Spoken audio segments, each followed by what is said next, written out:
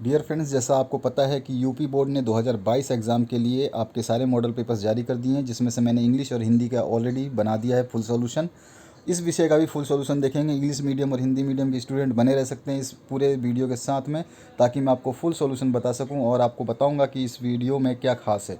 तो चलिए, सबसे पहले मैं आपको बता दूं एक चीज़ कि आपका जब भी मॉडल पेपर नया जारी होता है और आपका जो पैटर्न चेंज होता है, तो वो यहाँ पे चेंज किया गया है। आपके 20 जो है एमसीक्यू क्वेश्चन आएंगे, उसके बाद में बड़े क्वेश्चन आएंगे। तो इस 20 क्वेश्चन को करने के लिए आपको किताब को बढ़िया से पढ़ना ज़रूरी है।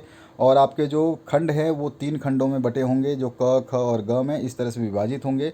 तो आप जब भी कोई भी नया, जब आपका प्रश्न पत्र जारी किया जाता है नए रूप में, नए ब्लूप्रिंट के हिसाब से, तो उसको ज़रूर आपको सामान्य निर्देश पढ़ लेने चाहिए, ताकि आपसे कोई भी गलती ना हो। क्योंकि उसमें अथवा का ऑप्शन नहीं आएगा, तो आपको करना कैसे है सॉल्यूशन वो समझ में आना चाहिए आपको। तो खंड अ की बात करते हैं। सबसे पहले एमसीक्यूज देखेंगे इसमें खंड अ में।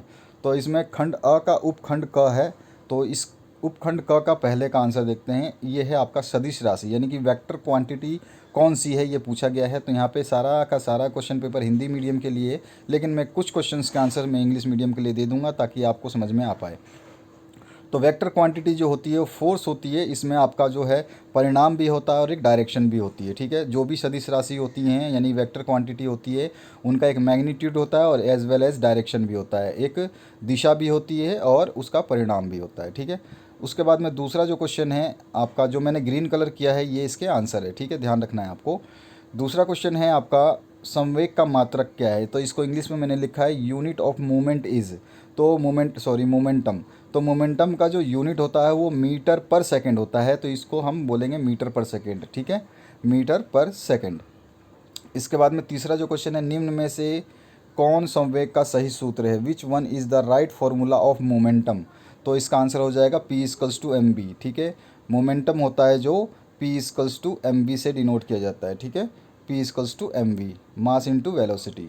अब आते हैं हम नेक्स्ट क्वेश्चन की तरफ। तो नेक्स्ट क्वेश्चन पूछा गया आपसे फोर्थ नंबर में, एक खिलाड़ी लंबी कूद लगाने से पहले दौड़ता है। A player runs before the long jump.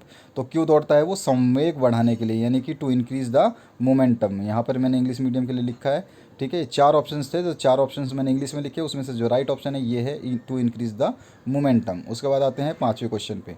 5वां क्वेश्चन पूछा गया आपसे, एक मोटर कार का वेग जो है वो है 5 सेकंड में 40 मीटर प्रति सेकंड से घट करके 20 मीटर प्रति सेकंड रह जाता है। मोटर का मंदन आपको निकालना है, यानी घट रहा है तो ऑब्वियस सी बात है रिटायर्डेशन हो रहा है, यानी कि एक्सेलरेशन नहीं हो रहा है, रिटायर्डेशन हो रहा है। ठीक है, अब मैं आपको इसको सॉल्व करके बताता हूँ हिंदी और इंग्लिश मीडियम के लिए। इसका जो आंसर आएगा, घ ऑप्शन आएगा, 4 मीटर प्रति सेकंड स्क्वायर। ठीक है, 4 मीटर प्रति सेकंड स्क्वायर, वो भी माइनस में आएगा। ठीक है, तो इसका आंसर मैं दिखाता हूँ कैसे आएगा। तो सबसे पहले ए कार, इसको इंग्लिश वर्जन में मैंने ट्रांसलेट किया है। तो a car decreases its speed 40 metre per second to 20 metre per second in 5 seconds, find the retardation of the car. तो हम इसका कार का रिटायर्डेशन निकालेंगे, यानी कि इसका मंदन निकालेंगे। तो सबसे पहले हम बता सकते हैं initial speed of the car, यानी कि प्रारंभिक जो उसकी रफ्तार थी वो यू माना, तो यू था आपका 40 मीटर प्रति सेकंड। और फाइनल रफ्तार, यानी कि अंतिम रफ्तार जो है, फाइनल स्पीड, वो था हमने माना बी, वो है आपका 20 मीटर पर सेकंड। और time taken to decrease the speed, और टाइम जो दिया हुआ है, स्पीड जो कम हुई है उसके लिए टी बराबर 5 सेकंड दिया हुआ है। ठीक है, टी बराबर 5 सेकंड, आपको यहाँ पर देखिए टी बराबर 5 सेकंड गिवन है। और रिटायर्डेशन का फॉर्मूला, यानी एक्सेलरेशन के बराबर ही रिटायर्डेशन होता है, बस इसका नेगेटिव साइन होता है। तो रिटायर्डेशन या एक्सेलरेशन बराबर होता है, यानी त्वरण बराबर होता है v minus u upon t. V हमारे को पता है 20 है, अभी अभी हमने देखा, ऊपर 20 लिखा था और यू हमने 40 लिखा था। तो 20 माइनस 40, और बटे में टी है, टी हमारे पास 5 है, तो 5 लिख देंगे। और इन 5 को लिखने के बाद में जो इसका काट पीट के आंसर आएगा, आप देख सकते हैं कि 20 में से माइनस 40 जाएगा तो माइनस का 20 आएगा, और 20 माइनस बटे में 5 है ही, तो 5 से काटोगे तो -4 मीटर पर सेकंड स्क्वायर आएगा। तो इसका आंसर हो गया -4 मीटर पर सेकंड। तो यही ऑप्शन आपको टिक करना था। ठीक है, अब आते हैं हम छठे क्वेश्चन पे। छठा क्वेश्चन जो है, 1 किलोग्राम के पिंड की गतिज ऊर्जा जो है 200 जूल है, तो उसका वेग आपको निकालनी है। यानी कि आपको जो है काइनेटिक एनर्जी दे रखी है, गतिज ऊर्जा मतलब काइनेटिक एनर्जी जो है वो दे रखी है कि वो कितनी है 20 जूल, और उसका वेग यानी कि आपको वेलोसिटी निकालनी है, जो कि आंसर आएगा का 20 मीटर पर सेकेंड आएगा उसका आंसर। अब इसको मैंने यहाँ पर the kinetic energy of 1 kilogram body is 20 joule, its velocity is, तो ये वेलोसिटी पूछा है तो हम निकालेंगे इसको। तो कैसे निकालेंगे, मैं हिंदी में बता रहा हूँ आपको। हम जानते हैं कि काइनेटिक एनर्जी यानी कि आपका गतिज ऊर्जा का फॉर्मूला होता है K बराबर 1/2 mv², ठीक है, हाफ mv² होता है। मास इंटू वेलोसिटी का स्क्वायर, मास मतलब आपका हो गया द्रव्यमान और v मतलब वेग, ठीक है। तो ये आपका यहाँ पर जब हम इसको सॉल्व करेंगे तो हमारे को पता है कि k जो है यानी कि जो काइनेटिक एनर्जी यानी कि हमारे को जो गतिज ऊर्जा दिया हुआ है k की वैल्यू दे रखी है, वो k की वैल्यू दे रखी है 200 जूल, ठीक है। यहाँ पर आप देख सकते हैं 200 जूल लिखा हुआ है मैंने, तो 200 जूल इसका है। और मास जो है द्रव्यमान वो कितना दे रखा है 1 kg, ठीक है। यहाँ पे लिख दिया हमने दोनों चीज़ों को। तो अब दोनों चीज़ों को लिखने के बाद में हमें जस्ट फार्मूला में इसको पुट कर देंगे। तो हमें पता है कि के बराबर होता है 1/2 mv², तो के की जगह हम 200 वैल्यू रखेंगे चूँकि जूल में है गतिज ऊर्जा, ठीक है, यानी कि काइनेटिक एनर्जी 200 दे रखी है, बराबर किसके होता है 1/2 मास इंटू वेलोसिटी। हमें वेलोसिटी निकालनी है यानी कि वेग निकालना है। मास एक ही दिया है तो एक लिख दिया हमने 1/2 इंटू 1 इंटू v²। फॉर्मूले में हमने इस वाले फॉर्मूले में ऊपर जो ये फॉर्मूला है आपका, इसमें हमने इसको रख दिया है, ठीक है। तो यहाँ पर सारे फॉर्मूले में रखने के बाद में जब हम इसको काट देंगे तो हमारे पास क्या आ जाएगा, देखिए ये 200 जो है ये आपका पक्षांतरण करेंगे तो इसमें मल्टीप्लाई हो जाएगा, तो ये हो जाएगा v² बराबर 400, ठीक है। और 400 हो जाएगा तो v बराबर निकालेंगे तो इसका अंडर रूट हो जाएगा, और 400 का अंडर रूट कितना आता है 20, ठीक है। तो हैंस v बराबर यानी कि वेग कितना आ गया 20 मीटर पर सेकेंड। यही आपको ऑप्शन ए में दिया हुआ था तो इसको हमने टिक कर दिया। आते हैं g का अर्थ होता है, तो g का अर्थ होता है गुरुत्व यानी कि ग्रेविटी, g मतलब ग्रेविटी। ख ऑप्शन इसमें करेक्ट है आपका। उसके बाद आते हैं उपखंड ख में। उपखंड ख में आपका 8वां क्वेश्चन, केनाल रे की खोज किसने की, हु डिस्कवर्स द केनाल रे, तो इसका आंसर है क ऑप्शन ई गोल्डस्टीन, ठीक है, ई गोल्डस्टीन। अब आते हैं 9th क्वेश्चन पे। 9th क्वेश्चन पूछा है निम्नलिखित में से तत्व नहीं है, तो ऑक्सीजन जो है आपका तत्वों की श्रेणी में आता है, ब्रोमीन भी आपका तत्वों की श्रेणी में है, जस्ता भी आपका जो है तत्वों की श्रेणी में आता है, लेकिन कागज़ तत्वों की श्रेणी में नहीं आता है। तो कागज़ क्या है आपका जो है तत्व नहीं है। और तत्व में इस क्योंकि कागज़ बनाते समय जब वो होता है आपका फाइबर प्लस वाटर होता है, और जब हम उसको कागज़ के रूप में बना देते हैं तो फाइबर और कागज़ जो पानी होता है वाटर जो होता है वो निकल जाता है। तो कागज़ जो है इसका राइट आंसर है। तत्व क्या नहीं है, कागज़ एक तत्व एलिमेंट नहीं है, ठीक है। Which one is not an element, तो कागज़ यानी कि paper is not an element. अब इसके बाद आते हैं 10वें क्वेश्चन पे। निम्नलिखित वाक्यों को पढ़ करके सही विकल्प का चयन कीजिए, तो सही विकल्प इसमें से हमें जो है ए ऑप्शन बताता है कि ठोस अवस्था में कणों की व्यवस्था अत्यधिक क्रमित होती है, ठीक है, ये है इसका सबसे अच्छा जो आंसर। ठोस अवस्था में कणों के आकर्षण बल कम नहीं होता बल्कि ज़्यादा होता है, तो यहाँ पे बी ऑप्शन करेक्ट नहीं है। तो आपका केवल ए ऑप्शन ही जो है वो सही है। क ऑप्शन आपको जो है वही आपको ऑप्शन सही बोलना है, ठीक है, केवल अ ऑप्शन ही सही है इसका आंसर, ठीक है। तो मैंने दोनों को ही टिक कर दिया है, अ ऑप्शन को बोलें या यहाँ पे बोलें, ठीक है। बाकी आगे बढ़ते हैं नेक्स्ट क्वेश्चन की तरफ। तो नेक्स्ट क्वेश्चन जो है आपका इसमें पूछा है 11वां क्वेश्चन। 11वें क्वेश्चन में पूछा गया आपसे, निम्नलिखित में से कौन टिंडल प्रभाव को प्रदर्शित करता है, तो टिंडल प्रभाव को कौन प्रदर्शित करता है, तो दूध भी करता है और स्टार्च विलेन भी करता है। तो इसमें दोनों ही ऑप्शन आपके करेक्ट हैं, ठीक है, ये दोनों ही ऑप्शन करेक्ट हैं। यहाँ पे पेपर में मिस्टेक हुई है एग्जामिनर से, उन्होंने दोनों ऑप्शन दे दिए और दोनों ही आपके जो हैं करेक्ट हैं। दूध भी होता है और स्टार्च विलियन भी होता है, दोनों ही टिंडल प्रभाव को प्रदर्शित करते हैं। Tyndall effect is shown by milk as well as starch solution, ठीक है। अब आते हैं हम नेक्स्ट 12वें क्वेश्चन पे। 12वां क्वेश्चन है ये नकल जो लिखा है ये नकल नहीं है, नमक है, ठीक है, यहाँ पे भी मिसप्रिंट है। तो ये नमक तथा कपूर के मिश्रण को पृथक किया जाता है, तो ऊर्ध्वपतन जो विधि है उसके द्वारा हम इसको पृथक करते हैं। घ ऑप्शन इसका सही है, यानी सॉल्ट एंड कपूर जो है आपका ये आपका किससे पृथक किया जाता है, ऊर्ध्वपातन द्वारा। अब इसके बाद आते हैं 13वें क्वेश्चन पे। 13वां क्वेश्चन में आपसे पूछा गया है कि केल्विन जो है 300 केल्विन को तापमान को आपको जो है सेल्सियस में कन्वर्ट करना है। तो आपको मैं एक चीज़ बता देता हूँ कि आपको क्या होता है, केल्विन जो होता है के बराबर होता है सेल्सियस प्लस 273 डिग्री। तो 273 तो ये फॉर्मूला है, तो केल्विन हमें दिया हुआ है, केल्विन कितना दिया हुआ है 300, मैं 300 लिख देता हूँ, और यहाँ पे हमें सेल्सियस हमें पता है नहीं है, हमें निकालना है, और 273 इधर लिखा हुआ है, ठीक है 273। अब 273 को इधर ले जाएंगे तो सी की वैल्यू निकल जाएगी, तो 300 में से 273 को माइनस करेंगे। मैथमेटिक्स आपने करी हुई है, तो हम क्या करते हैं, इक्वल्स टू के उधर ले जाते हैं तो साइन चेंज हो जाता है। अगर प्लस का है तो माइनस का, माइनस का है तो प्लस का, और मल्टीप्लाई है तो डिवाइड, और डिवाइड है तो मल्टीप्लाई। तो हमें सी निकालना है। तो अभी मैं दोबारा बता दूं आपको, के की जगह हमने क्या रखा, 300 के, ठीक है 300 के रखेंगे। तो यहाँ पे हमने रखा 300, और यहाँ पे आपका सेल्सियस तो है ही, हमें जो सेल्सियस निकालना है, ठीक है ये सेल्सियस निकालना है। और यहाँ पर प्लस में जो है 273 है, ठीक है। तो 273 प्लस का है तो इधर आके माइनस का हो जाएगा, तो सी की वैल्यू निकल जाएगी। सी क्या है, क्या आपका सेल्सियस है। तो ये इसमें जब माइनस करोगे तो 300 में से 273, तो आपके आंसर आ जाएगा 27 डिग्री। तो ये इसका घ ऑप्शन जो है करेक्ट माना जाएगा। अब आते हैं हम नेक्स्ट क्वेश्चन की तरफ। नेक्स्ट क्वेश्चन में खंड ग आ चुका है। खंड ग में क्या पूछा गया आपसे, खंड ग में आपके हर खंड में आपके जो है विकल्प चेंज हो रहे हैं। इस एक में भौतिक पूछ रहा है, एक में रसायन पूछ रहा है, और एक में आपका बायोलॉजी पूछ रहा है यानी जीव विज्ञान पूछ रहा है, और एक में आपका फिजिक्स पूछ रहा है, और एक में आपका केमिस्ट्री पूछ रहा है। हर खंड में अलग अलग पूछ रहा है। तो 14वां जो क्वेश्चन है, इसी तरह से आपका पेपर जो है 2022 का बनेगा। इस मॉडल पेपर्स को ज़रूर आप सॉल्व करें, नहीं तो आप बाद में थोड़ा सा पछताना पड़ेगा, और शायद ज़्यादा भी। तो 14वां क्वेश्चन है, कोशिका भित्ति मुख्यतः किसका बना होता है। तो आपको कोशिका जो है भित्ति किसका बना होता है, तो ऑप्शन हो जाएगा सेलुलोज का बना होता है। जी ऑप्शन या सी ऑप्शन बोल सकते हैं, ग ऑप्शन जो है करेक्ट है। उसके बाद में 15वां क्वेश्चन है, अंतर्द्रवी जालिका ER पर राइबोसोम्स हटा दिए जाए तो कौन सी प्रक्रिया बाधित होगी। तो प्रोटीन संश्लेषण जो है बाधित हो जाएगा, प्रोटीन संश्लेषण नहीं होगा, ठीक है। तो इसमें भी ग ऑप्शन आपका करेक्ट है। अब आगे बढ़ते हैं नेक्स्ट क्वेश्चन पे, 16वां, क्लोरोफिल का प्रयोग करके प्रकाश संश्लेषण करने वाले वर्ग को क्या कहते हैं। तो क्लोरोफिल से प्रकाश संश्लेषण तो पौधे ही करते हैं, तो प्लांटी जो होते हैं, प्लांटी उनको हम क्या बोलते हैं, पादप जगत। तो प्लांटी खा ऑप्शन इसमें करेक्ट हो जाएगा। एनीमेलिया जो होता है ये जीव जंतु वाला जगत होता है, और फंजाई जो है फंगस वगैरह का जो है वो जगत होता है। तो हमारा कौन सा वर्ग होएगा, प्लांटी। खा ऑप्शन इसमें करेक्ट करना है। आगे आते हैं नेक्स्ट क्वेश्चन पे।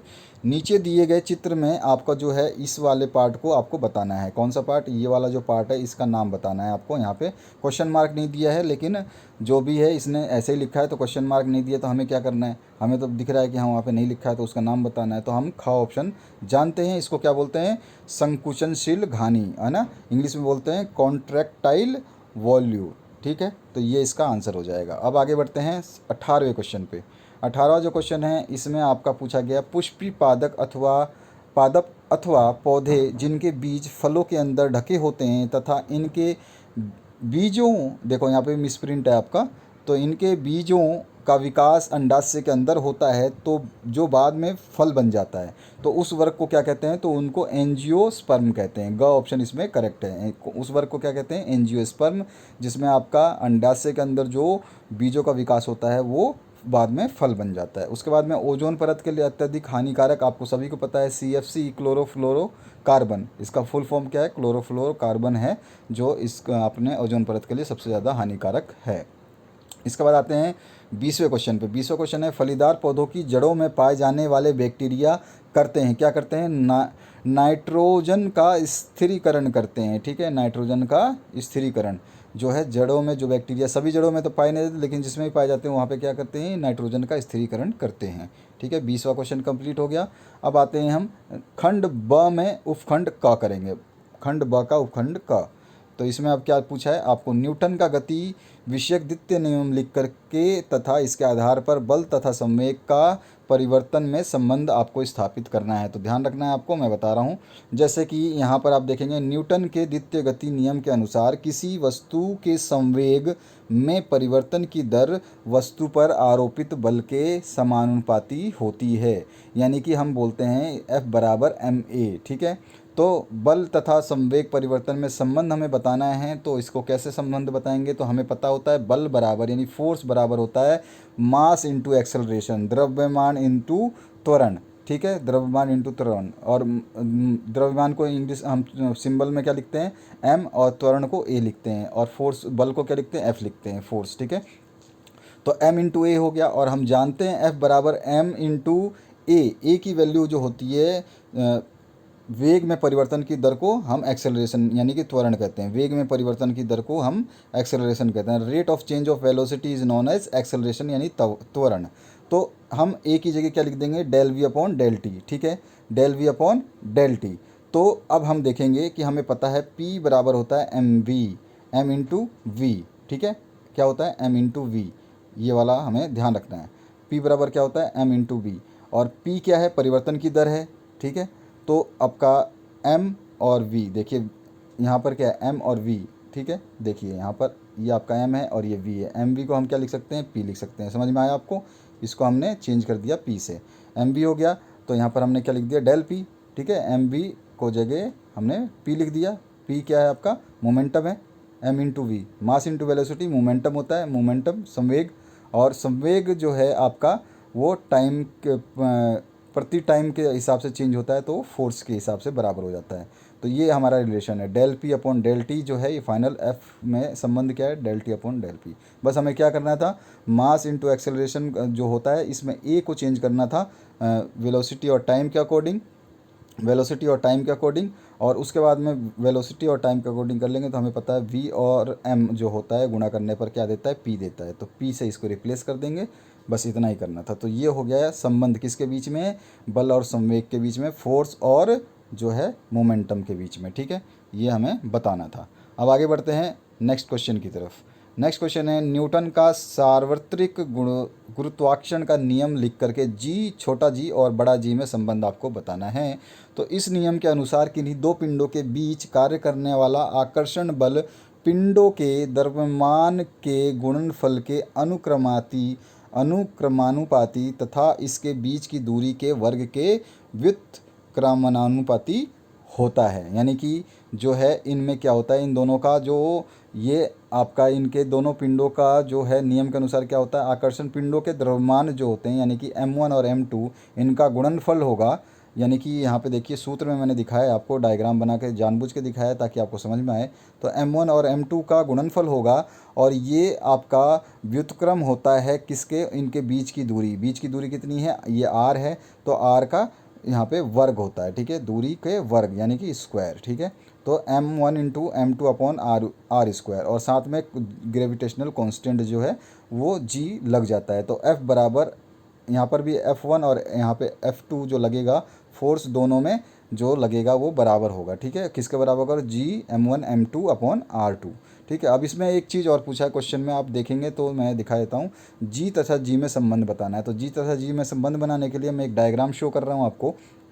हमने माना कि ये पृथ्वी की कोई सतह है, यहाँ पे कोई ऑब्जेक्ट जो है पत्थर का टुकड़ा या कुछ भी रखा है M, पृथ्वी का जो सेंटर है वो सेंटर, और पृथ्वी का जो रेडियस है वो कितना है, R है, यानी कि M R दूरी पर है। और जो बड़ा M है, यहाँ पे दो M दिख रहे हैं आपको, तो जो बड़ा M है वो पृथ्वी का मास है। तो यहाँ पे देखिए, माना पृथ्वी का द्रव्यमान यानी कि मास जो है अर्थ का वो कैपिटल M है, और त्रिज्या माना हमने R है, जैसे कि चित्र से स्पष्ट है। माना पृथ्वी की सतह पर M द्रव्यमान की कोई वस्तु है, यानी कि वो छोटा सा जो ये वस्तु है ये M द्रव्यमान है। यदि पृथ्वी का द्रव्यमान उसके केंद्र पर केंद्रित है तो इस स्थिति में पृथ्वी द्वारा लगाया गया आकर्षण बल कितना होगा। अभी अभी मैंने दिखाया था आपको ऊपर कि कोई भी फोर्स जब एग्जर्ट करता है तो F equals to G M1 into M2 होता है। तो यहाँ पे M1 क्या है, बड़ा M, और M2 क्या है, छोटा M, अपॉन में R का स्क्वायर होता ही है, उनके बीच की दूरी।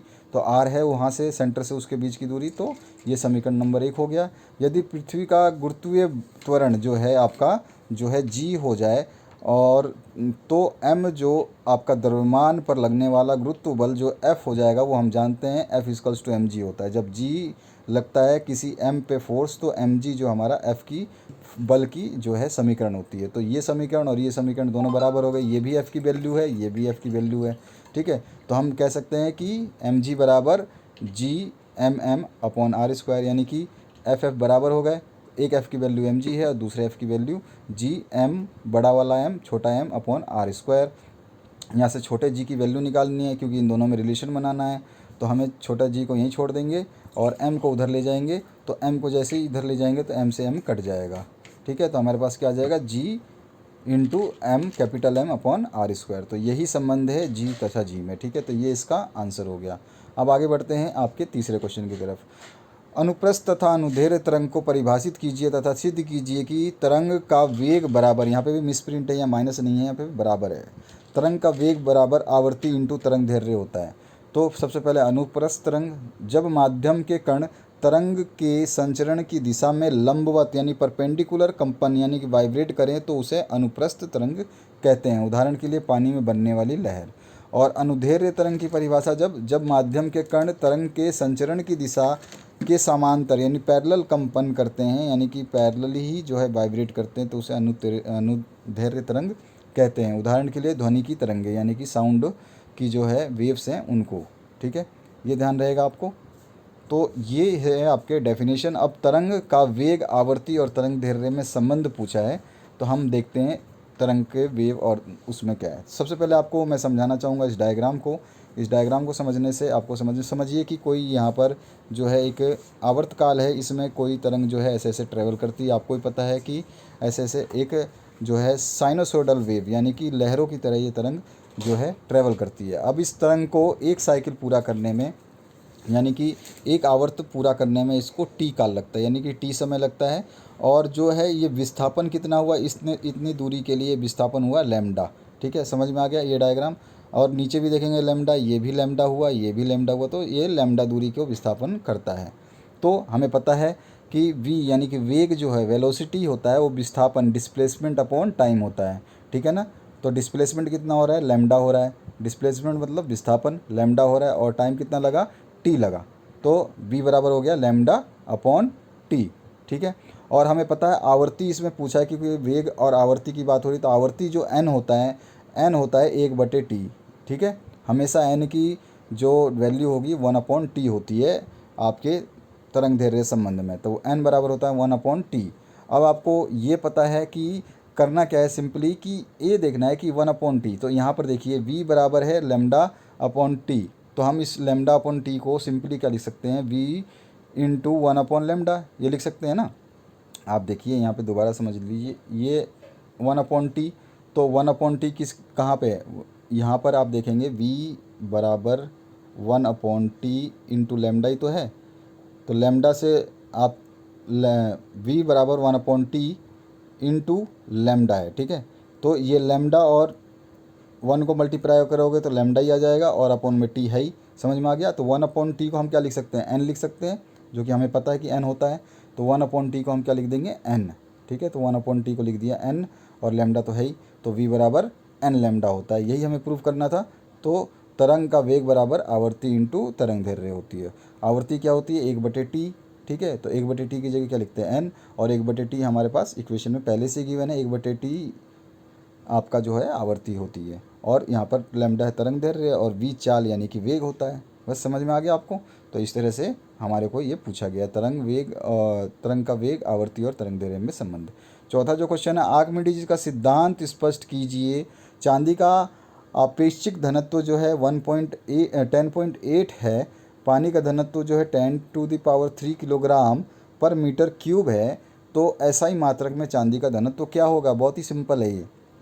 सबसे पहले आर्किमिडीज का सिद्धांत, जब किसी वस्तु को किसी तरल में पूर्ण या आंशिक रूप से डुबोया जाता है, तो वह ऊपर की दिशा में एक बल का अनुभव करती है। मतलब ऐसा लगता है कि जैसे कि उसको कोई धक्का मार रहा है, जो वस्तु द्वारा हटाए गए तरल के भार के बराबर होती है। जितना पानी वो वस्तु हटाता है उसके बराबर होता है वो बल जितना लगता है, तभी तो जहाज नहीं डूबता। तो उत्प्लावन बल कहलाता है, या आर्किमिडीज का प्रिंसिपल जो है इसी में लागू होता है। तो इसे आर्किमिडीज का प्रिंसिपल जो है कहते हैं, सिद्धांत कहते हैं।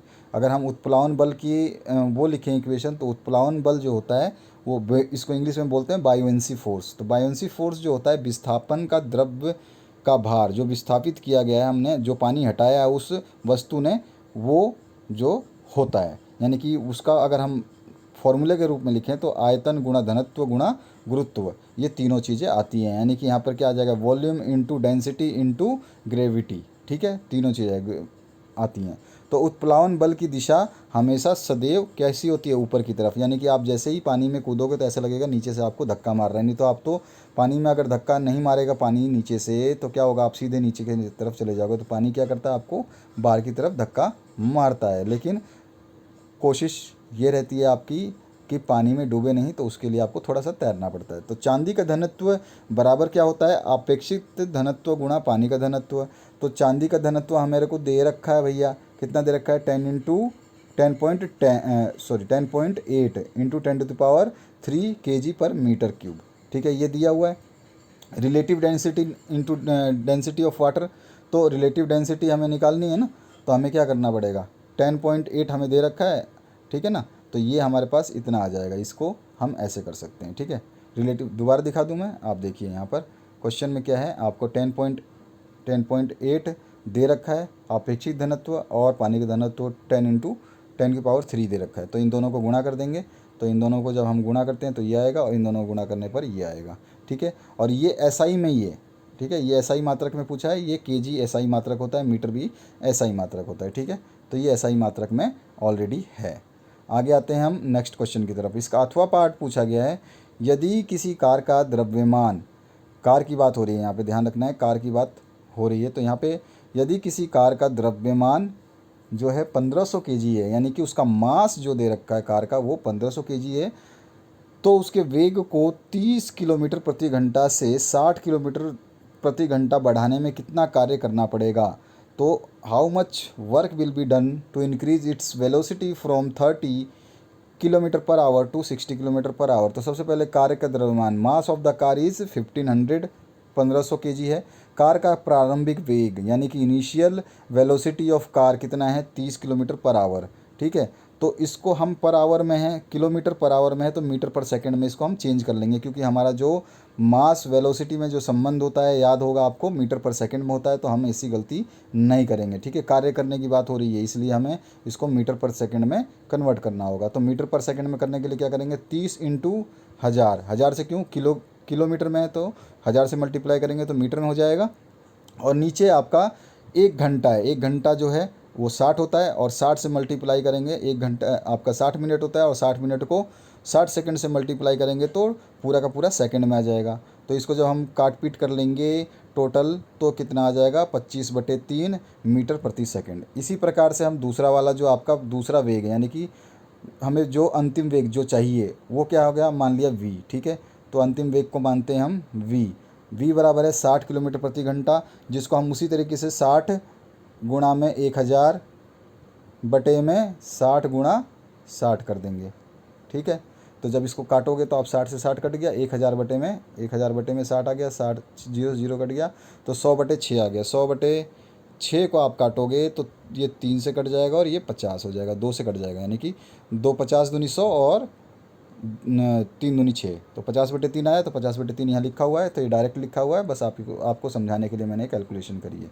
तो हम मानते हैं इनिशियल, आई मतलब इनिशियल और एफ मतलब फाइन, एफ है और आई है। तो सबसे पहले इनिशियल निकालते हैं, प्रारंभिक गतिज ऊर्जा कितनी होगी, गतिज ऊर्जा यानी काइनेटिक एनर्जी कितनी होगी। हमें अभी हमने स्टार्टिंग में तीसरा या चौथा क्वेश्चन किया था जिसमें गतिज ऊर्जा दी गई थी, तो हमें जो जूल में दी गई थी, तो ये भी जूल में निकलेगी, तो 1/2 mv² होता है। तो m की जगह v की जगह यहाँ पे u दिया हुआ है, तो 1/2 1500, तो आपको m दे रखा है मास, और अभी हमने जो है u निकाला था 25/3, ठीक है। तो 25/3 रख देंगे तो कितना आ जाएगा आपका 1,56,250/3 जूल, ठीक है। ये आपका इसका आंसर आ गया। इसी प्रकार हम u की जगह अब v ले लेंगे, यानी कि फाइनल वेलोसिटी निकालेंगे, तो उसका आ जाएगा 62,65,500/3 जूल। तो दोनों के बटे में 3 है, तो 3 से 3 कट जाएगा दोनों का, ठीक है। तो आपके पास में इसमें से इसको माइनस कर लेंगे, यानी कि फाइनल में से इसके ये जो है अंतिम है उसमें से इनिशियल पहला वाला जो है माइनस कर देंगे, तो हमारे पास आएगा 1,56,250 जूल जो है हमें कार्य करना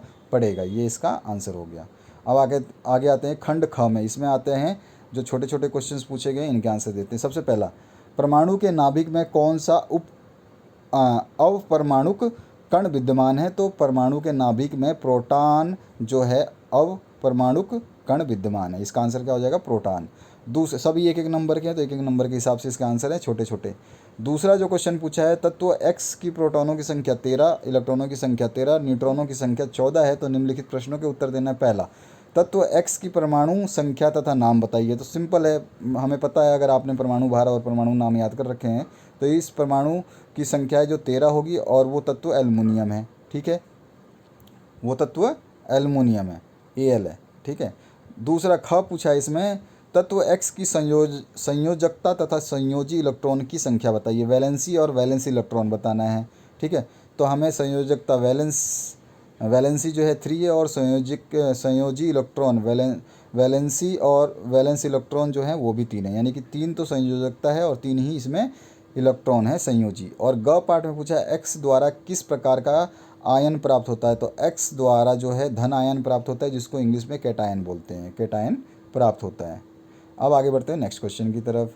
आ जाते हैं, निम्नलिखित का नामांकित चित्र बनाइए। तो प्रभाजी आव्सन का बनाना है और क्रोमेटोग्राफी का बनाना है। तो प्रभाजी आव्सन का तो आप बना सकते हैं और आपकी बुक में भी दिया हुआ है, तो आपको दिक्कत नहीं होगी। इस तरह का आपका ये जो है डायग्राम बनेगा। इसमें थर्मामीटर, कॉक वगैरह सब रहेगी। ये पूरे आपके बुक में ये डायग्राम है, आप उसमें से पूरा का पूरा ये डायग्राम देख सकते हैं। इसमें जो है मिश्रण में से क्या करते हैं, अलग करते हैं, ठीक है। तो ये आपका इस तरह से प्रभाजी आव्सन का आपको चित्र बनाना है।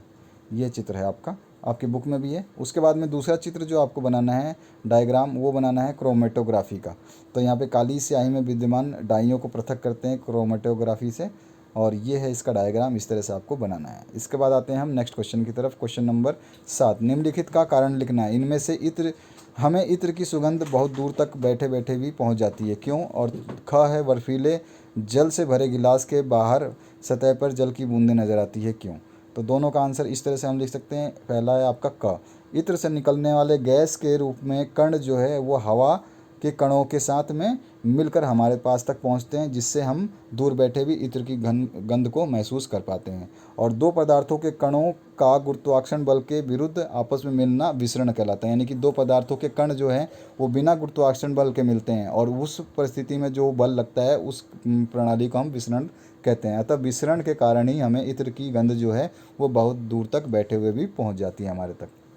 ख पूछा है, बर्फीले जल से भरे गिलास जो है उसके बाहर पानी कैसे आ जाता है। बर्फीले जल से भरे गिलास की बाहरी सतह पर तापमान काफ़ी कम होता है, क्योंकि ठंडा गिलास है, जिसके कारण वायु में उपस्थित जलवाष्प की ऊर्जा ठंडे पानी से भरे गिलास की सतह के संपर्क में आकर कम हो जाती है। यानी कि जो आपका मॉइस्चर वाला जो एयर घूम रहा है वो जैसे गिलास के पास से गुजरता है तो उसमें जो ऊर्जा होती है वो कम हो जाती है, और गिलास के से जैसे ही उसकी ऊर्जा कम होती है वह द्रव अवस्था में बदल जाता है, जो कि हमें जल की बूंदों में नज़र आता है। अतः बर्फीले या बर्फ़ वाले जल से भरे गिलास की बाहरी सतह पर जल की बूंदें नज़र आती हैं। अथवा में इससे पूछा गया आपसे, उदाहरण सहित निम्नलिखित को विभेद करना है आपको। तो इसमें आपको बताना है मिश्रण और यौगिक, ठीक है। मिश्रण को बताना है और यौगिक को बताना है। तो इसमें चलिए हम देखते हैं मिश्रण और यौगिक को, ठीक है। तो सबसे पहले मिश्रण की बात करें तो मिश्रण में आपका जो है मिश्रण से इसके संगठन पदार्थों को भौतिक विधियों जैसे निष्पादन और वाष्पन और ऊर्ध्वपतन आदि द्वारा पृथक किया जा सकता है मिश्रण को। और यौगिक में ये जो है यौगिक अवयवों को भौतिक रूप से पृथक नहीं किया जा सकता। मिश्रण में उसके संगठन पदार्थों के सभी गुण पाए जाते हैं, इसमें जो है गुण वो भिन्न होते हैं। उसके अलावा मिश्रण संगठन अनिश्चित होता है, अर्थात इसमें सम्मिलित अवयव किसी भी अनुपात में हो सकते हैं। और यौगिक का संगठन निश्चित होता है, यौगिक में सम्मिलित तत्व द्रव्यमान के एक निश्चित अनुपात में होते हैं। इनमें जो है हर चीज़ निश्चित होती है मिश्रण में। उसके बाद मिश्रण का गलनांक, क्वथनांक और घनत्व आदि निश्चित नहीं होते हैं, और यौगिक का गलनांक, क्वथनांक और जो है घनत्व ये सब जो है आपके निश्चित होते हैं, ठीक है। आपका गलनांक क्या हो गया, बॉइलिंग पॉइंट, मेल्टिंग पॉइंट वगैरह जो होते हैं, और डेंसिटी, ये सब आपके जो है इसके निश्चित नहीं होते हैं और इसके निश्चित होती है। और मिश्रण का कोई निश्चित रासायनिक सूत्र नहीं होता है, यानी कोई केमिकल फार्मूला नहीं होता है, और इसका जो है एक निश्चित रासायनिक फार्मूला जो है होता है। अब आते हैं निलंबन और कोलाइड में। तो निलंबन के कणों को नंगी आँखों से देख सकते हैं, और कोलाइड के कणों को इतने छोटे होते हैं कि ये नंगी आँखों से या आँखों से दिखाई नहीं देंगे। दूसरा है, जब निलंबन को शांत छोड़ दिया जाता है तो निलंबन के कण नीचे की ओर बैठ जाते हैं, अर्थात निलंबन जो है अस्थायी होता है। और ये जो कोलाइडल के विलयन को, अगर हम कोलाइडल को शांत छोड़ देते हैं तो इसके कण जो है तल में नहीं बैठते हैं, ये जो है अस्थायी नहीं होते हैं। कैसे होते हैं, स्थायी होते हैं। तीसरा हम लिख सकते हैं, निलंबन के कणों को छनन विधि द्वारा मिश्रण से पृथक किया जा सकता है, और कोलाइड के कणों को छनन छानन विधि द्वारा पृथक नहीं किया जा सकता, परंतु एक विशेष विधि उपकेंद्रीकरण तकनीक द्वारा इन्हें पृथक किया जा सकता है। दोनों की विधियां अलग अलग हैं। उदाहरण के लिए हम लिख सकते हैं मटमैला जल, जल में आटा, दूधिया, मैग्नीशिया, चाक जल मिश्रण। और इधर उदाहरण हम लिख सकते हैं दूध, साबुन, विलयन, स्याही, रक्त और स्टार्च। ठीक है, इस तरह से ये पूरा का पूरा आंसर है आपका। खंड ब का ग पार्ट में आते हैं, जिसमें लघु उत्तरीय प्रश्न है। यदि किसी कोशिका का संगठन किसी भौतिक अथवा रासायनिक प्रभाव के कारण नष्ट हो जाता है तो क्या होगा? तो यदि कोई कोशिका का संगठन किसी भौतिक या रासायनिक प्रभाव के कारण नष्ट हो जाता है तो कोशिका के अपशिष्ट पदार्थों को पचाने वाले तंत्र लाइजोसोम फट जाते हैं और एंजाइम अपनी कोशिका को ही पाचित कर देता है, फलस्वरूप कोशिका नष्ट हो जाती है। ठीक है, ये ध्यान रखना है आपको। इसके बाद में 9वां क्वेश्चन, नाइट्रोजन चक्र क्या है? नाइट्रोजन चक्र का जो है आपको वर्णन करना है। तो नाइट्रोजन जो है गैस, प्रोटीन, न्यूक्लियड अम्ल, डीएनए, आरएनए तथा कुछ विटामिनों जैसे अणुओं का भाग है। यह दूसरे जैविक यौगिकों में पाया जाता है। फलीदार पौधों की जड़ों की एक विशेष संरचना में पाए जाने वाले बैक्टीरिया वायुमंडल में व्याप्त नाइट्रोजन के अणुओं को नाइट्रस तथा नाइट्राइट्स जैसे अणुओं में बदल देते हैं। इन अणुओं के अलावा नाइट्रोजन परमाणु अन्य भौतिक क्रियाओं द्वारा नाइट्रस तथा नाइट्राइट्स में बदलते हैं तथा बिजली चमकने के समय वायु में पैदा हुआ उच्च ताप तथा दाब नाइट्रोजन को नाइट्रोजन के ऑक्साइड में बदल देता है। ये ऑक्साइड जल में घुलकर के नाइट्रिक और नाइट्रस अम्ल बनाते हैं और वर्षा के साथ मिलकर भूमि पर गिरते हैं, जिसे विभिन्न जीवों द्वारा उपयोग कर लिया जाता है। पौधों का नाइट्रस और नाइट्राइट्स को ग्रहण करना उन्हें अमीनो अम्ल में बदल देता है, जिनका उपयोग वे प्रोटीन बनाने में करते हैं। इस प्रोटीन एवं दूसरे जटिल यौगिकों का उपयोग जंतु अपने भोजन के लिए करते हैं और जब इन जंतुओं या पौधों की मृत्यु हो जाती है तो मिट्टी में ये मौजूद जीवाणु इनका निम्नीकरण करते हैं, इसके यौगिक में स्थित नाइट्रोजन को नाइट्रेट्स या नाइट्राइट्स में बदल देते हैं। यानी कि जो पहले नाइट्राइट्स था जिसको खाया पिया पचाया, वापस मरने के बाद उनके नाइट्रोजन या नाइट्राइट्स में कन्वर्ट हो गया। तो यही नाइट्रोजन साइकिल है, इसी तरह से ये काम करती है। फिर से ये वायुमंडल में मिल जाते हैं और इसी प्रकार प्रकृति में एक चक्र सा चलता रहता है, जिसको हम नाइट्रोजन साइकिल कहते हैं। इस तरह का डायग्राम आप बना सकते हैं। नाइट्रोजन साइकिल का डायग्राम आपकी बुक में भी है, तो वहाँ से आप इसको बना लीजिएगा, देख लीजिएगा, सेम ऐसा डायग्राम आपका मिलेगा आपको। इसके बाद आते हैं 10वें क्वेश्चन पे। मिट्टी की उर्वरता को बनाए रखने के लिए खाद तथा उर्वरक की भूमिका क्या है, ये बतानी है। तो पहले खाद की भूमिका। खाद में कार्बनिक पदार्थों की मात्रा अधिक होती है तथा मिट्टी को अल्प मात्रा में पोषक प्रदान करते हैं। खाद को जंतुओं के अपशिष्ट तथा पौधों कचरे के अपघटन से तैयार किया जाता है। खाद मिट्टी को पोषक तथा कार्बनिक पदार्थों से परिपूर्ण करती है और मिट्टी की उर्वरकता बढ़ाती है। खाद में कार्बनिक पदार्थों की अधिक मात्रा मिट्टी की संरचना में सुधार करती है। इसके कारण रेतीली मिट्टी में पानी को रखने की क्षमता बढ़ती है, यानी कि रेतीली मिट्टी जो है पानी को एब्जॉर्ब पूरी तरह से नहीं कर पाती, उसमें पानी बना रहता है। चिकनी मिट्टी में कार्बनिक पदार्थों की अधिक मात्रा और पानी को निकालने में सहायता करती है, जैसे कि पानी एकत्रित ना हो। अगर गीली मिट्टी है तो उसमें पानी ज़्यादा देर रहेगा तो पौधे सड़ जाएंगे, तो खाद उनको जो है पानी को निकाल देता है। ये भी इसकी भूमिका, ये पानी को रोकता भी है, निकालता भी है। ये मिट्टी के अनुरूप अपना आपको बदलता रहता है। उर्वरक की भूमिका। उर्वरक व्यावसायिक रूप में तैयार किया हुआ पादप पोषक है। उर्वरक नाइट्रोजन, फास्फोरस, पोटेशियम प्रदान करता है। इसके उपयोग से अच्छी कायिक वृद्धि, पत्तियां, शाखाएं, फूल आदि हो सकते हैं और स्वस्थ पौधों की प्राप्ति होती है। अधिक उत्पाद के लिए उर्वरक का भी उपयोग होता है, परंतु ये आर्थिक रूप से महंगे पड़ते हैं, यानी कि इनकी वैल्यू ज़्यादा है, पैसे ज़्यादा लगते हैं। उर्वरकों का उपयोग बड़े ध्यान से करना चाहिए और इसके सदुपयोग के लिए इसकी खुराक की उचित मात्रा उचित समय पर उर्वरक देने से पहले तथा उसके बाद सावधानियों को अपनाना चाहिए, क्योंकि इसको ज़्यादा भी डाल दोगे तो फसलें गल जाती हैं। दीर्घ जो प्रश्न है इनकी बात करें, संयोजी उत्तक का सचित्र वर्णन आपको करना है। तो संयोजी उत्तक जो है उसको आप कर सकते हैं इस तरह से कि संयोजी उत्तक रक्त एक प्रकार का संयोजी उत्तक है। कभी कभी क्वेश्चन एमसीक्यू में पूछ लेता है रक्त किस प्रकार का उत्तक है, संयोजी उत्तक है, दूसरे उत्तक 4-5 उत्तक दे देगा, उसमें से पूछेगा कौन सा उत्तक है। एमसीक्यू में आपको ध्यान रखना है। तो रक्त एक प्रकार का संयोजी उत्तक है। संयोजी उत्तक की कोशिकाएं आपस में कम जुड़ी होती है और अंतर कोशिकीय आधात्री यानी मैट्रिक्स में धसी होती हैं, जैसे कि मैं अभी चित्र दिखाऊंगा उसमें मिल जाएगा आपको देखने को। और संयोजी उत्तक के 5 चित्र हैं, पांचों में से आप जो मर्जी वो बना सकते हैं, छोटे से बड़े तक कोई सा भी। यह आधात्री जेली की तरह तरल सघन या कठोर हो सकती है। अधात्री की प्रकृति विशिष्ट संयोजी ऊतक के कार्य के अनुरूप बदलती रहती है। रक्त के तरल अधात्री भाग को प्लाज्मा कहते हैं। प्लाज्मा में लाल रक्त कणिकाएं यानी कि रेड ब्लड कॉप्सूल्स यानी कि आरबीसी और श्वेत रक्त कणिकाएं यानी कि डब्ल्यूबीसी वाइट ब्लड क्रॉप्सूल्स होते हैं और प्लेटलेट्स भी होते हैं। प्लाज्मा में प्रोटीन नमक हार्मोन भी होते हैं।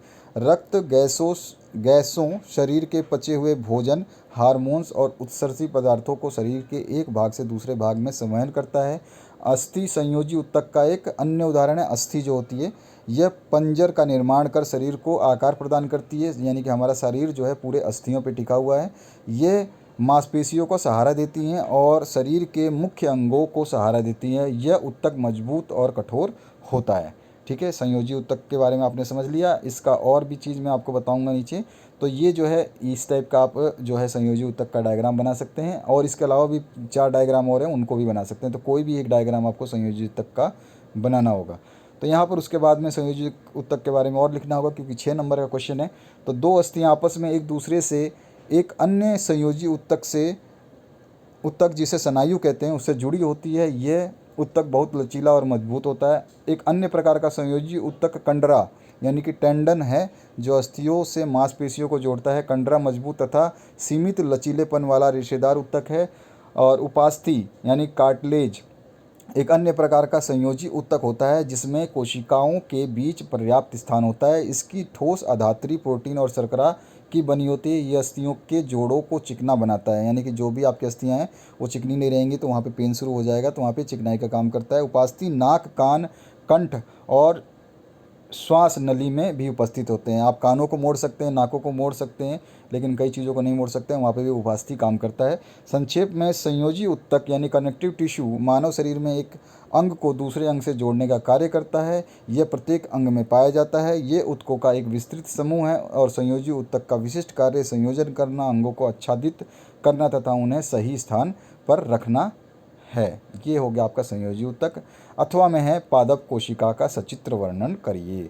तो आपका पादप कोशिका जो है निम्नलिखित का संयोजन है, इसका सचित्र वर्णन करेंगे। इसमें एक आता है अंतर्द्रवी जालिका, ईआर बोलते हैं। अंतर्द्रवी जालिका झिल्ली युक्त नलिकाओं तथा शीट का एक बहुत बड़ा तंत्र है। ये लंबी नलिका अथवा गोल या आयताकार शैलो पुट्टिकाओं की तरह दिखाई देती है। अंतर्द्रवी जालिका की संरचना भी प्लेज्मा झिल्ली के समरूप होती है। इस तरह का डायग्राम होगा जो अभी मैं आपको दिखा रहा हूँ आपकी बुक से, आप देख सकते हैं यही डायग्राम है जो आपका जो है पादप कोशिका का। इस तरह का आपको डायग्राम बनाना है। जंतु कोशिका का भी सारे नाम यही होते हैं, बस थोड़ा सा डायग्राम चेंज हो जाता है, बाकी सेम टू सेम। तो आपको ध्यान रखना जंतु कोशिका भी आपको पढ़ लेना है, ठीक है। तो इसमें आपके जो है चिकनी, अंतर्द्रवी जालिका, हरित लवक, उसके अलावा गाजी उपकरण, केंद्रीय झिल्ली, प्लेज्मो झिल्ली, बाह्य कोशिका, कोशिका भित्ति, माइक्रोकॉन्ड्रिया, राइबोसोम और कोशिका द्रव्य और लाइसोसोम, खुदरी अंतर्द्रवी जालिका, ये सारी होती हैं इसमें, ठीक है। तो ये चित्र जो पादप कोशिका का है, इस टाइप का चित्र आपके बिल्कुल बुक में है, सेम टू सेम। और यहाँ पर जो है इनके पार्ट्स को हम डिफाइन कर रहे हैं क्योंकि इसके बारे में हमें बताना है। तो इसमें आप दूसरा पार्ट आता है गाल्जी उपकरण। कैमिलो गाल्जी द्वारा वर्णित गाल्जी उपकरण झिल्ली युक्त चपटी पुटिकाओं का एक तंत्र है जो एक दूसरे के ऊपर समांतर रूप से सजी रहती है, जिन्हें कुंडिका कहते हैं। इन झिल्लियों का संपर्क ईआर झिल्लियों से होता है। ईआर झिल्लियाँ अभी हमने ऊपर पढ़ा, और इसलिए जटिल कोशिकाएं झिल्ली तंत्र के दूसरे भाग को बनाती हैं। ईआर में संश्लेषित पदार्थ गाल्जी उपकरण में पैक किए जाते हैं और उन्हें कोशिका के बाहर तथा अंदर विभिन्न क्षेत्रों में भेज दिया जाता है। तो ये पौधों की कोशिकाओं में भी भेज दिया जाता है। तीसरा जो है इसमें आपका आता है लाइजोसोम। लाइजोसोम है एक संरचनात्मक दृष्टि से लाइजोसोम में झिल्ली से घिरी हुई संरचना होती है, जिसमें पाचक एंजाइम होते हैं। आर इन एंजाइमों को बनाते हैं। लाइजोसोम कोशिका का अपशिष्ट निकालने वाला तंत्र है। ये बाहरी पदार्थ एवं कोशिका अंगकों के टूटे फूटे भागों को पाचित करके कोशिका को साफ रखते हैं। कोशिका के अंदर आने वाले बाहरी पदार्थ जैसे बैक्टीरिया अथवा भोजन तथा पुराने अंगक लाइजोसोम में चले जाते हैं, जो उन्हें छोटे छोटे टुकड़ों में तोड़ देते हैं। लाइजोसोम में बहुत शक्तिशाली पाचनकारी एंजाइम होते हैं जो जटिल पदार्थों को सरल पदार्थों में तोड़ते हैं। लाइजोसोम को कोशिका की आत्मघाती थैली भी कहते हैं। एक बार ये क्वेश्चन आ चुका है अभी इस बार 2021 में कि किसको कोशिका की आत्मघाती थैली कहते हैं? तो उसका नाम क्या है? लाइजोसोम। यह ध्यान रखना, एमसीक्यू बनता है यहाँ पे। माइटोकॉन्ड्रिया कोशिका का बिजली घर है, ये भी आपका एक एमसीक्यू बनता है। कोशिका का बिजली घर किसे कहते हैं? तो माइटोकॉन्ड्रिया को कहते हैं। माइटोकॉन्ड्रिया दोहरी झिल्ली की बनी होती है बिजली और इसके बाद बाहरी झिल्ली छिद्रित होती है और भीतरी झिल्ली बहुत ही अधिक वलित होती है। ये वलय एटीपी, जो आपका एटीपी होता है एडिनोसिन ट्राइफॉस्फेट जो होता है, इसको आपको थोड़ा सा ध्यान रखना है। बनाने वाली रासायनिक क्रियाओं के क्षेत्र को बड़ा बनाती है। जीवन के लिए आवश्यक विभिन्न रासायनिक क्रियाओं को करने के लिए माइटोकॉन्ड्रिया एटीपी के रूप में ऊर्जा प्रदान करते हैं। एटीपी कोशिका की ऊर्जा होती है। और इसके बाद में शरीर नए रासायनिक यौगिकों को बनाने तथा यांत्रिक कार्यों के एटीपी में संचित ऊर्जा का उपयोग करते हैं। अब इसके बाद में आता है पांचवा आपका प्लेसिड। प्लेसिड क्या होता है? प्लेसिड केवल पादप कोशिकाओं में ही स्थित होता है।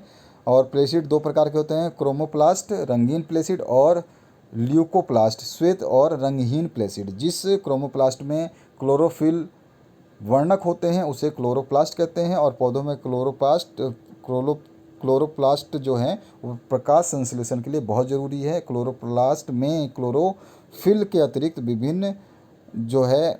विभिन्न अथवा, यहाँ पे थोड़ा सा ये पी हटा देना, विभिन्न अथवा नारंगी रंग के वर्णक भी होते हैं। और ल्यूकोप्लास्ट प्राथमिक रूप से अंगक है जिसमें स्टार्च, तेल, प्रोटीन जैसे पदार्थ संचित होते हैं। इसके बाद में रसधानियाँ, इनको देख लेते हैं। रसधानियाँ क्या है? आपकी रसधानियाँ ठोस अथवा तरल पदार्थों का संग्रहक थैलियाँ हैं। जंतु कोशिकाओं में रसधानियाँ छोटी होती हैं जबकि ये पादप कोशिकाओं में रसधानियाँ बहुत बड़ी होती हैं। कुछ पौधों की कोशिकाओं की केंद्रीय रसधानी की माप कोशिका के आयतन का 50 से 90% तक होता है। पादप कोशिका की रसधानियों में कोशिका द्रव्य भरा होता है और ये कोशिकाओं को स्फीति और कठोरता प्रदान करती हैं। पौधों के लिए आवश्यक बहुत से पदार्थ रसधानी में स्थित होते हैं। ये अमीनो अम्ल, शर्करा, विभिन्न कार्बनिक अम्ल तथा कुछ प्रोटीन हैं जिनको इनकी पौधों की आवश्यकता होती है, उनको देते हैं। अतः कोशिका सजीवों की एक मूलभूत संरचनात्मक इकाई है। यह जीवन की एक मूलभूत क्रियात्मक इकाई भी है। तो ये कोशिका की एक बार क्वेश्चन भी आया था, जीवन की एक मूलभूत क्रियात्मक इकाई कौन सी है? तो कोशिका इज़ द राइट आंसर। अभी जस्ट लास्ट मैंने क्वेश्चन पेपर 12th क्लास का सॉल्व किया था, उसमें इसका ये सेम क्वेश्चन आया था। तो आपको ध्यान रखना है, ऐसा नहीं है कि आपके लिए भी ये पूछा जाएगा। तो आशा करता हूँ इस वीडियो से आपको काफ़ी हेल्प मिली होगी। फुल सोल्यूशन आपको दे दिया मैंने, हिंदी का, इंग्लिश का, इसी तरह से आपका साइंस का, एसएसटी, मैथ, सभी के सॉल्यूशंस आपको कंप्लीट मिलेंगे। सभी की लिंक इसी वीडियो के प्लेलिस्ट बना के डाली गई है, वहाँ पे आप देख सकते हैं। कोई भी दिक्कत आए तो कमेंट सेक्शन में कमेंट कर सकते हैं। आशा करता हूँ इस वीडियो से आपको काफ़ी हेल्प मिलेगी। Thank you very much. और जो चीज़ें मैंने आपको इस वीडियो के दौरान बताई है उनको अगर आप ध्यान रखेंगे तो अच्छा स्कोर कर पाएंगे। जैसे कि मैंने बताया कि छोटे छोटे क्वेश्चन कैसे बन सकते हैं, किस टाइप के क्वेश्चन पूछे जाएंगे और क्या पैटर्न रहेगा पेपर का, सब कुछ हमने इस वीडियो में डिस्कस किया। Thank you very much once again.